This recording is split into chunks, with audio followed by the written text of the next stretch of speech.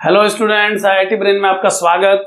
आज हम फिजिक्स में एसएस क्रोटो के प्रॉब्लम 1.86 पर डिस्कस करेंगे। सो एक बार आप पहले क्वेश्चन सुने। The minimum coefficient of friction mu between a thin homogeneous rod and a floor at which a person can slowly lift the rod from the floor without slippage to the vertical position applying to its end a force perpendicular to it is. यानी आपको calculate करना है कि friction coefficient को minimum कितना होना चाहिए rod और फ्लोर के बीच में, जबकि यह गिवन है कि स्लोली इस रॉड को उठाया जाना है एक पर्सन के द्वारा एक फोर्स उस रॉड के सेकेंड एक्सट्रीम पर परपेंडिकुलर डायरेक्शन में अप्लाई करके। किसी आर्बिट्रेरी इंस्टेंट के लिए अगर मैं पिक्चर क्रिएट करूं, जब ये रॉड हॉरिजॉन्टल से थीटा एंगल उठ चुकी हो तो कुछ ऐसा पिक्चर बनेगा। पहले आप इसे ध्यान से देखें। इस एक्सट्रीम पर फोर्स F लगाया जा रहा है और थीटा एंगल तक ये रॉड उठ चुकी है जमीन से। आपको बताना है कि मिनिमम कोफिशिएंट ऑफ फ्रिक्शन कितना रिक्वायर्ड होगा, जबकि टारगेट है कि इस रॉड को जब उठाया जाए जमीन से तो ये इस पॉइंट पर स्लिप ना करे, इस पॉइंट पर कांटेक्ट बना रहे, कांटेक्ट मूव ना करे और ये रॉड कंप्लीटली वर्टिकल पोजीशन तक उठाई जा सके। किसी आर्बिट्रेरी इंस्टेंट के लिए पिक्चर आपके सामने है। इसमें लगने वाले कुछ फोर्सेस मैं शो कर रहा हूं, ध्यान दें। इस रॉड पर इसका वेट mg मैं प्रेजेंट कर रहा हूं। फोर्स जो इसके सेकेंड एक्सट्रीम पर लगाया जा रहा है ये मैंने प्रेजेंट कर दिया है। अब ध्यान दें कि इस फोर्स और mg अगर इन दोनों लाइनों को बढ़ाया जाए तो जिस पॉइंट पर ये मीट करेंगे वो कुछ इस तरह से शो किया जाएगा। यहां पर आप ध्यान दें कि रॉड पर mg और लगने वाले F का इंटरसेक्टिंग पॉइंट कुछ इस जगह पे आया है और हमें ये बताया गया है कि इस रॉड को स्लोली उठाया जा रहा है। जब कभी किसी प्रॉब्लम में ये बोला जाता है कि इस रॉड को स्लोली मूव कराया जा रहा है या रोटेट कराया जा रहा है, तो इसका सीधा अर्थ यह है कि किसी प्रकार के एक्सेलरेशन या एंगुलर एक्सेलरेशन को यूज नहीं किया जाना है क्वेश्चन में। यानी अल्फा और एक्सेलरेशन के मैग्नीट्यूड को जीरो माना जा सकता है। क्लियरली तीसरा और अंतिम फोर्स जो इस रॉड पर लग रहा है, जिसे हम कांटेक्ट फोर्स के नाम से जानते हैं, हम जानते हैं कि जब इस रॉड को इस हॉरिजॉन्टल सरफेस पर रखा गया तो रॉड और हॉरिजॉन्टल सरफेस के कांटेक्ट पॉइंट पर सरफेस और रॉड के बीच में एक फोर्स डेवलप होगा। यह फोर्स रॉड और सरफेस दोनों पर लगेगा क्योंकि ये एक्शन रिएक्शन पेयर होगा। इस कांटेक्ट फोर्स का डायरेक्शन रॉड पे कुछ इस तरह से बनाया जा सकेगा और इतना ही कांटेक्ट फोर्स इस ग्राउंड पर अपोजिट डायरेक्शन में बनाया जाएगा। क्योंकि हम रॉड के फ्री बॉडी डायग्राम की बात कर रहे हैं तो हम रॉड पर लगने वाले कांटेक्ट फोर्स को प्रेजेंट करेंगे। अब ध्यान दें, क्योंकि स्लोली रॉड को उठाया जाना है, उसमें एक्सेलरेशन और अल्फा के मैग्नीट्यूड को जीरो रखना है, तो ये बिल्कुल क्लियर हो जाता है कि इस कांटेक्ट फोर्स को इसी इंटरसेक्टिंग पॉइंट से पास होना चाहिए। यानी तीसरा फोर्स, अंतिम फोर्स जो इस रॉड पर लगेगा, उसको अगर मैं इस चित्र में प्रेजेंट करूं तो कुछ इस तरह से इस पॉइंट से गुजरता हुआ उसे जाना चाहिए। हम जानते हैं कि तीन फोर्स अगर किसी बॉडी पर परफॉर्म कर रहे हैं तो लामी थ्योरम के अकॉर्डिंगली तीनों को एक पॉइंट से पास होना होगा और वो तीनों फोर्स जो लामी स्टेटमेंट है उसे फॉलो करेंगे। अब अगर ये तीनों फोर्स इस पॉइंट से पास हो रहे हैं तो इस पॉइंट के अबाउट सिस्टम का नेट टॉर्क आप समझ सकते हैं जीरो ही आएगा, तीनों ही फोर्स उस पॉइंट से पास हो रहे हैं। अब अपनी इसी बात को, नेट टॉर्क को मैं अगर एक दूसरे एस्पेक्ट से कहूं, अगर मैं इस कांटेक्ट फोर्स को इस कंडीशन के लिए इसके कंपोनेंट्स में रिजॉल्व कर दूं, हम ये जानते हैं कि कांटेक्ट फोर्स के दो कंपोनेंट होते हैं, एक सरफेस से मिलने वाला रिएक्शन और एक फ्रिक्शनल फोर्स। अगर मैं इस कांटेक्ट फोर्स के दो कंपोनेंट प्रेजेंट करूं, पहला कंपोनेंट मैं कुछ इस तरह से बना रहा हूं, आप इसे रिएक्शन के रूप में प्रेजेंट कर सकते हैं, मैं इसे R लिख रहा हूं, और दूसरा कंपोनेंट जो इस रॉड को रोके हुए है स्लिप होने से, उसे मैं फ्रिक्शन के लिए F के रूप में प्रेजेंट कर रहा हूं। अब ध्यान दें, जिसे हम कांटेक्ट फोर्स कह रहे थे उसी कांटेक्ट फोर्स के रिजॉल्व्ड पार्ट R और F हैं। अब चूंकि इस पॉइंट के अबाउट नेट टॉर्क जीरो होना चाहिए, ये हम डिस्कस कर चुके हैं, सो इस पॉइंट के अबाउट अगर इन तीन फोर्सेस को, कॉन्टैक्ट फोर्स mg और F को कुछ इस तरह से देखा जाए कि F और mg तो आपके सामने प्रेजेंट ही हैं, लेकिन अगर कॉन्टैक्ट फोर्स को देखने के बजाय उसके दो कंपोनेंट्स को यूज किया जाए तो भी हम जानते हैं कि नेट टॉर्क 0 ही आना चाहिए। सो इस पॉइंट के अबाउट अगर नेट टॉर्क की इक्वेशन लिखी जाए इस रॉड के लिए तो क्या इक्वेशन बनेगी, आप ध्यान दें। ये फोर्स इसी पॉइंट से पास हो रहा है, इसका टॉर्क 0 होगा। mg फोर्स जो टॉर्क डेवलप करेगा वो भी 0 होगा। और अब केवल एक ही फोर्स बचा है जो कि फ्रिक्शन और रिएक्शन के रूप में दो कंपोनेंट में ब्रेक हो चुका है। तो इन दोनों के टॉर्क को कैसे लिखा जाएगा, आप ध्यान दें।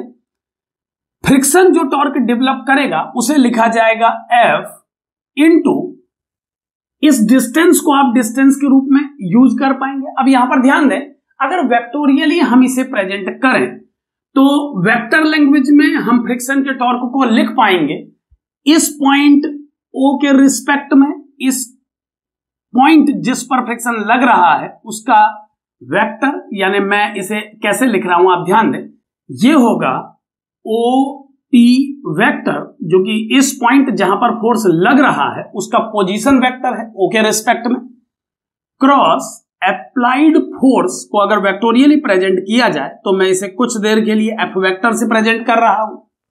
और ठीक इसी प्रकार रिएक्शन के टॉर्क को अगर लिखा जाए इसी पॉइंट के अबाउट तो ये लिखा जाएगा OP vector cross reaction vector. और हम जानते हैं कि रॉड पर लगने वाले नेट टॉर्क को 0 होना चाहिए, सो इस सम को मैं 0 वेक्टर से कंपेयर कर रहा हूं। अब कुछ इस तरह की इक्वेशन मेरे सामने आई है। अब ध्यान दें, अगर इस इक्वेशन को थोड़ा सा सॉल्व करें तो OP वेक्टर और F वेक्टर के क्रॉस प्रोडक्ट को हम लिख पाएंगे OP मैग्नीट्यूड, इस वेक्टर की लेंथ लिखनी होगी, F वेक्टर के मैग्नीट्यूड को लिखना होगा, साइन θ1 यूज करना होगा। अब θ1 कौन सा एंगल है, ध्यान दें, इस वेक्टर को अगर मैं आगे बढ़ाऊं तो इस वेक्टर और F वेक्टर के बीच के इस एंगल को यहां पर θ1 बोला जा रहा है, हमें इस एंगल को यूज करना होगा। मैं फिलहाल इसे θ1 लिख ले रहा हूं। और अब अगर इस पार्ट के लिए वेक्टर को प्रेजेंट किया जाए तो कैसे लिखा जाएगा, ध्यान दें, हमें OP की डायरेक्शन में फिंगर्स रख के F फोर्स की तरफ कर्लिंग करनी होगी, तो हमारा thumb away from the plane of board है, सो मैं इसे K वेक्टर से प्रेजेंट कर रहा हूं। यहां पर हम नोट कर ले रहे हैं कि away from the plane of board को हम K वेक्टर और into the plane of board को हम -K वेक्टर से प्रेजेंट करेंगे।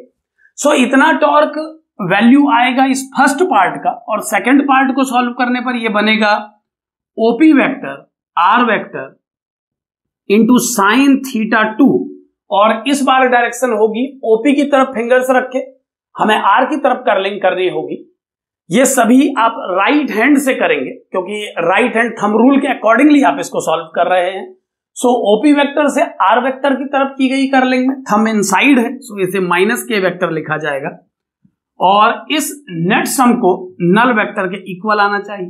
अब ध्यान दें, अगर बोथ साइड K वेक्टर के कोफिशिएंट कंपेयर किए जाएं तो ये स्टेटमेंट बनेगा OP vector F vector into sine θ1 is equal to OP vector magnitude. यहां पर सभी क्वांटिटी मॉड में जो लिखी गई है वो केवल मैग्नीट्यूड को प्रेजेंट कर रही है। ध्यान दें, इस माइनस को मैंने यूज किया है राइट साइड शिफ्टिंग में और दोनों ओर K वेक्टर के कोफिशिएंट को कंपेयर कर लिया है। 0 वेक्टर को आप 0K वेक्टर समझ सकते हैं। सो कुछ इस तरह का आउटकम हमें मिला है इस इक्वेशन को सॉल्व करने के बाद, और अब क्लियरली हम देख पा रहे हैं कि OP वेक्टर दोनों साइड प्रेजेंट है और इसे कैंसिल किया जा सकेगा, लेकिन इससे पहले एक बार साइन θ1 और साइन θ2 को एनालाइज करेंगे। θ2 OP वेक्टर और R वेक्टर के बीच का एंगल है। यहां पर ध्यान दें, OP वेक्टर और R वेक्टर के बीच के एंगल को आप कुछ इस तरह से पिक्चर में देख सकते हैं, ये θ2 है।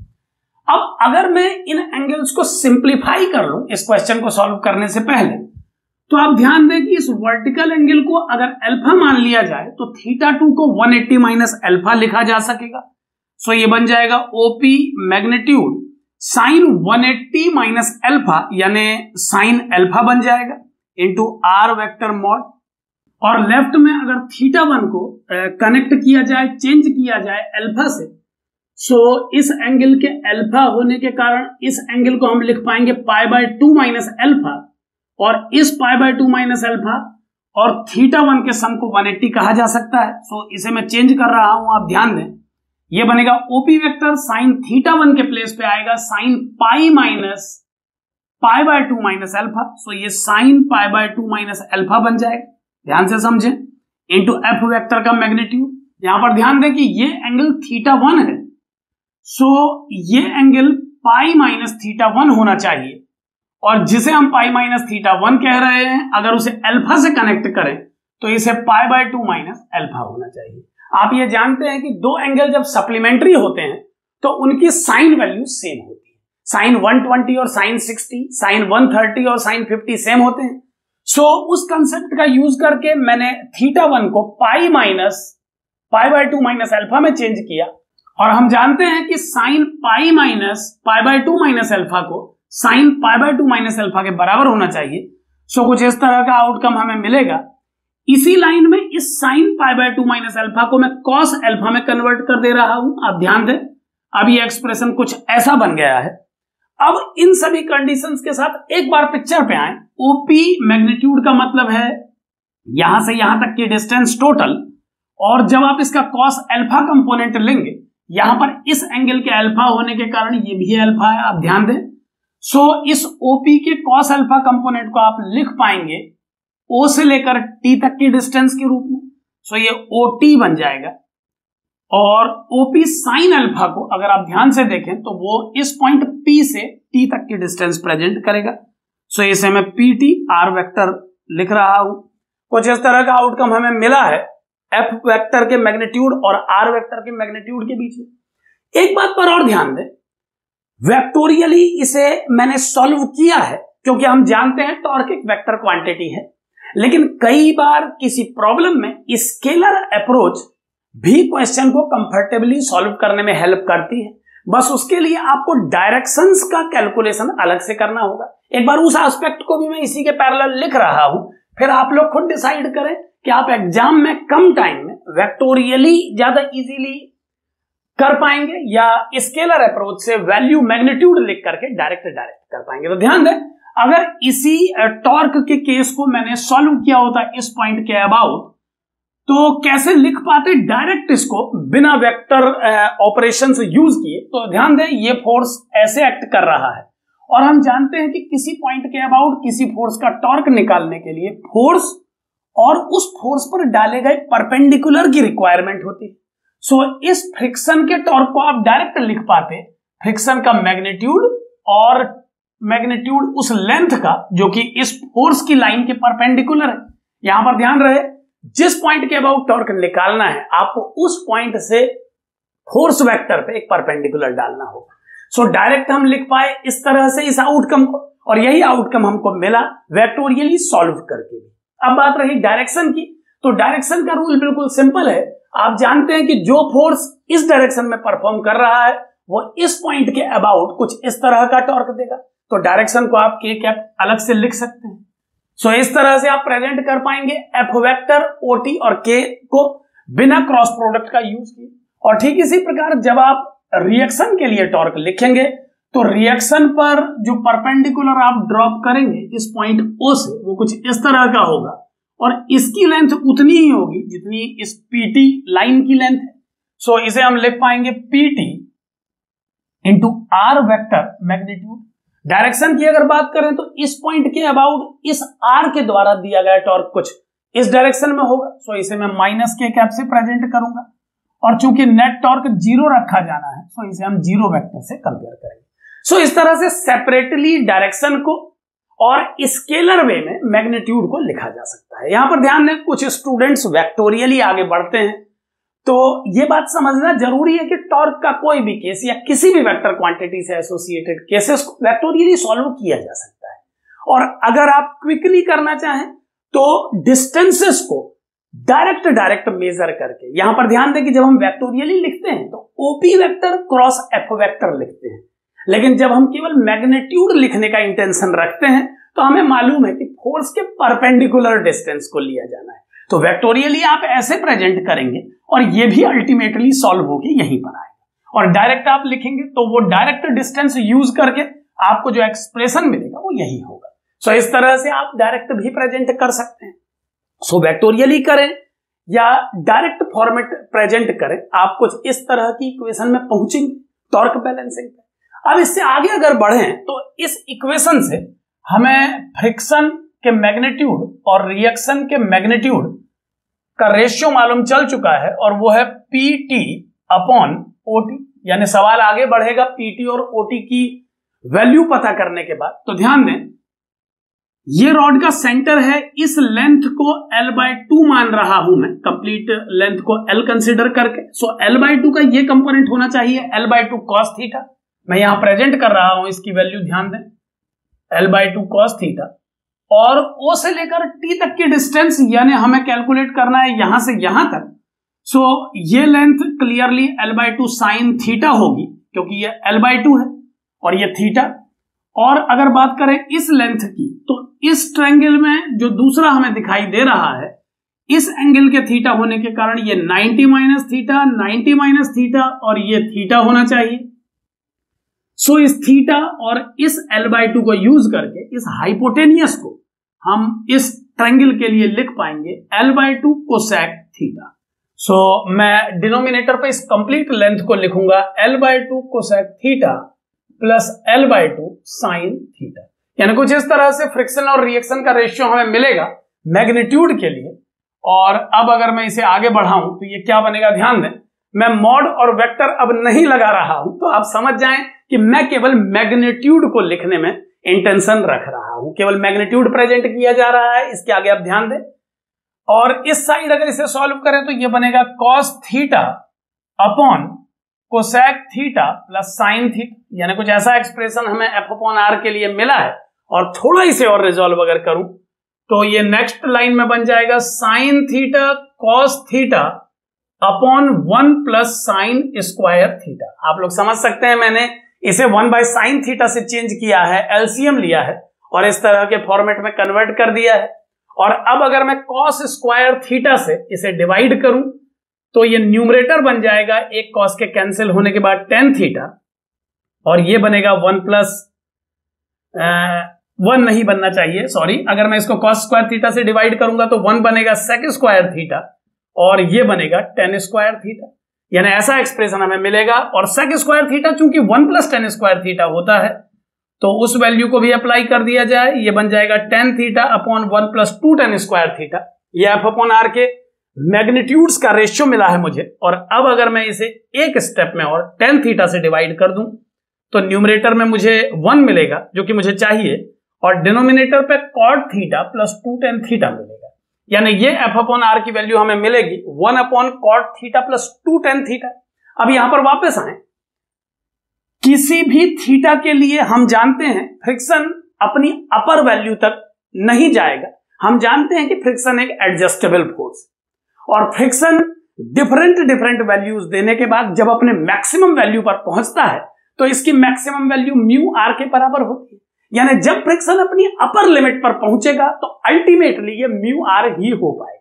सो अगर मैं F/R के रेशियो को इसकी मैक्सिमम वैल्यू तक पहुंचाने की कोशिश करूं, जिसे मैं इससे ज्यादा बता रहा हूं, तो इसे μr/r के रूप में लिखा जाना चाहिए इस एक्सप्रेशन को।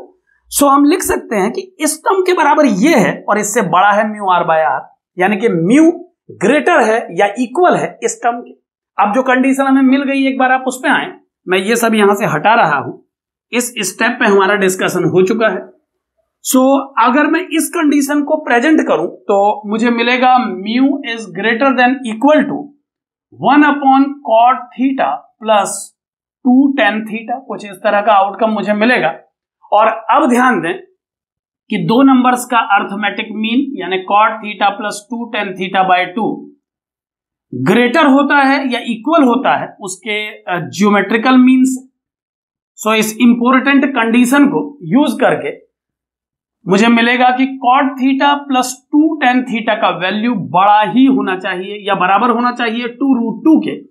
यानी हम क्लियरली कह सकते हैं कि जो टर्म डिनोमिनेटर पे है, यहां पर जो टर्म हम डिनोमिनेटर पे देख रहे हैं, उस टर्म का मिनिमम वैल्यू 2√2 है और आप समझ सकते हैं कि जब ये टर्म अपनी मिनिमम वैल्यू देगा तो ही हम इस इनइक्वलिटी को रेक्टिफाई कर पाएंगे।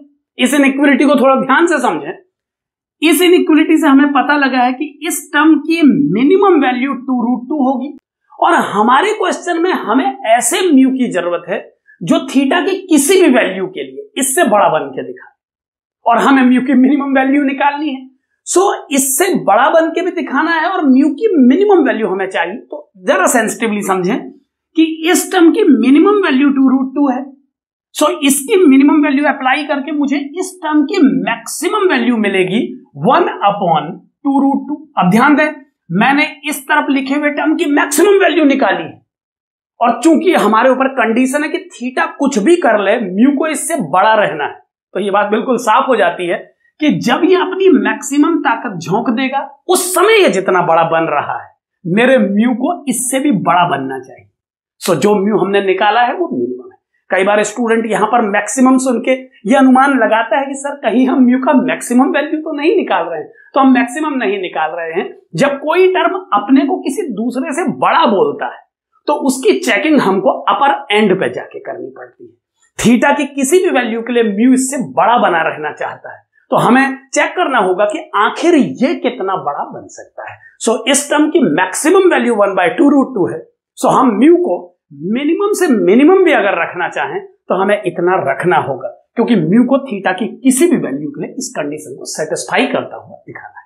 सो इस तरह से टॉर्क कंसेप्ट का यूज करके भी हम इस प्रॉब्लम को सॉल्व कर सकते हैं। अपनी पिछली क्लिप में हमने इक्विलिब्रियम के कंसेप्ट से यानी लीनियर कंसेप्ट से इस प्रॉब्लम को सॉल्व किया था, उसमें हमने कॉर्ड थ्योरम को यूज किया था और अपनी इस क्लिप में हमने टॉर्क कंसेप्ट से इस प्रॉब्लम के लिए इक्वेशंस तैयार किए। सो इस तरह से आप इस प्रॉब्लम को सॉल्व कर सकते हैं। Thank you.